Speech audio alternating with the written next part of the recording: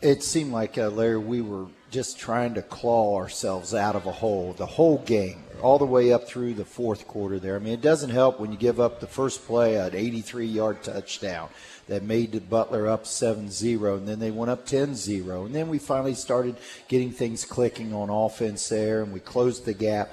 But I tell you, credit to Butler. Every time we would make a score, they would respond. And it was that way right up through that fourth quarter. Well, it never did, Larry. It never did. Because even with that touchdown, I mean, sure, you wanted the 7 points to tie the game up to be at that position. But if we wanted to win the game, we were still going to need another score, whether it was a field goal or a touchdown. And so when we weren't able to get the touchdown on the next play after the penalty, hey, we get Willie in there, get 3 points. Now, next time we score a touchdown, we win. 27-24 win over Butler to remain undefeated at 7-0.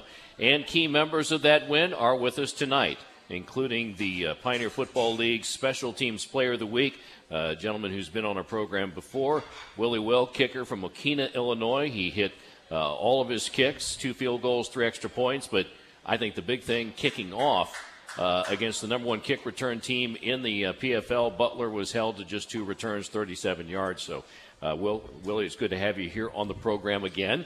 So for those folks who can't remember your first appearance, tell us about where you're from, your high school background, and what brought you to the University of Dayton. Well, Mokina, Illinois, like you said, I went to Lincoln Way East High School, started playing football my sophomore year, and eventually got recruited by Coach Hoying, who used to coach here 2 or 3 years ago. And that's what originally got me interested in coming here. And then after visiting, I knew that I definitely wanted to be a part of this team. We want to meet a newcomer to the show, a redshirt freshman, also from the Chicagoland area, Naperville, Illinois, and defensive end Nick Sturgis, who was the Dayton Flyers defensive player of the game in his performance against Butler. I believe 2 tackles for loss, 2 sacks. And, Nick, tell us about your high school background. What brought you to the University of Dayton? Yeah, thanks, Larry, for having me on the show. Like you said, grew up about a half hour outside of Chicago, Naperville, Illinois. Attended Bennett Academy. Was able to have a good amount of success there, win a couple conference championships, make it to a state semifinal game. Unfortunately, losing to Willie's high school.